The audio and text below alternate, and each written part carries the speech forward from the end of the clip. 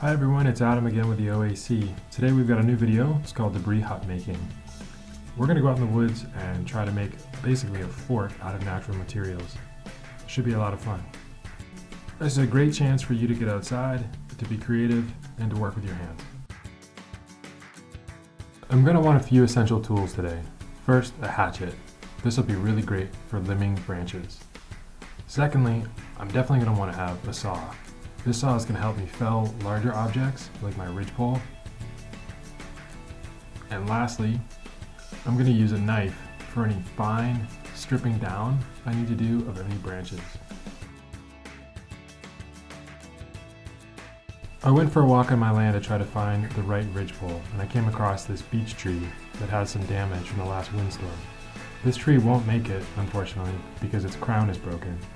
So I'm going to go ahead and limb this, and then I'm going to cut it down.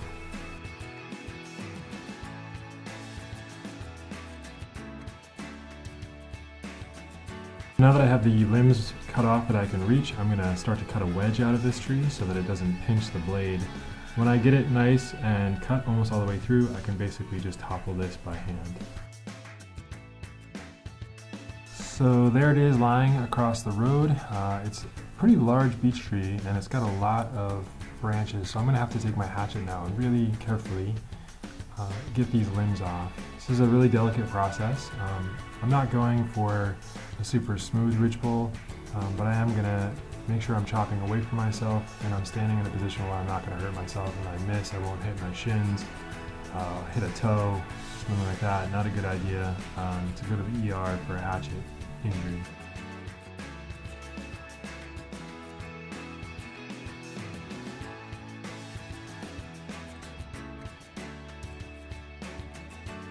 I found this really fantastic natural crook to lean my ridgepole up against, and you can see the ground that I've chosen has a nice flat slope. If anything, it kind of slopes from the edge of the ridgepole back down to the tree, so that's probably where I put my head, and it fits in there really nicely. So you're going to want to take the time to separate out some longer sticks and some shorter sticks. As you're making your A-frame, you're going to utilize these larger sticks at the peak, the top of the frame, and then they'll start getting smaller as you descend to the bottom. As you can see, I've started to put some up already on this structure.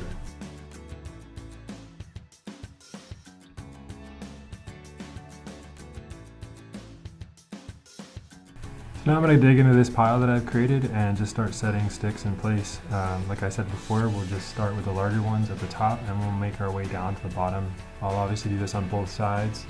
And it's good if we can get the sticks to cross over as they go over the ridge. It just gives it a little bit more structure and stability, and it'll help when we put our boughs on top.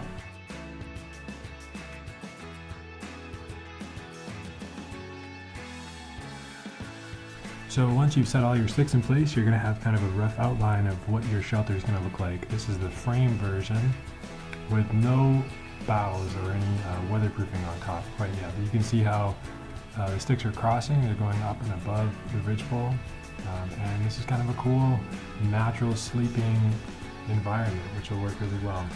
One thing to mention too is the ground is really important. If you can pad the ground with extra leaves or boughs, that's going to make it even more comfortable. So our next step is to create the outside of our debris hut, and what we're going to do here is collect a pile of branches or boughs from some conifers. So I have some white pine, some spruce, and I've also used some hemlock today for this. So this to me is a really fun part. This is when you get to get into this pile and figure out what's going to work best for you. Some really basic principles that you want to work with is sort of like shingling a roof. You want to start at the low end of the structure and then lap the preceding bough on top of that until you get to the top, if at all possible, right? So the theory here is that water would run down from the top over the bottom of the next bough.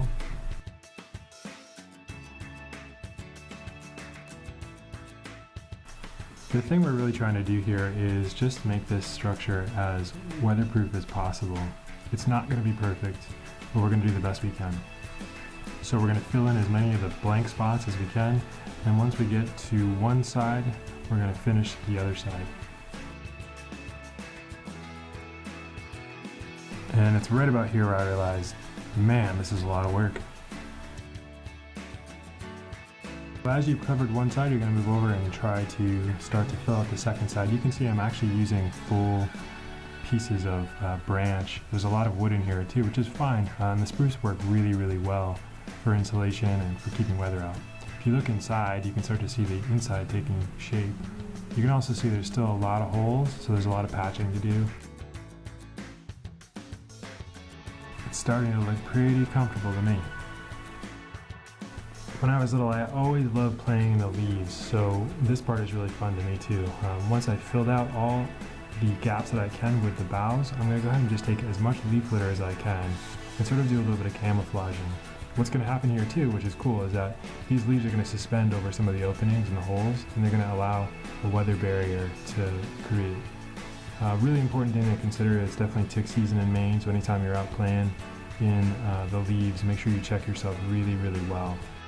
There's a handful of things you can do to be proactive around ticks too, like wearing light colored clothing, making sure any socks or shirts are tucked in so nothing gets in between you and your skin layer, and find a buddy to help you look in those places you can't see when you're done. So here's my finished product. I've had time to put leaves on both sides, and I've tried to fill up as many of the gaps and holes as I could in the structure.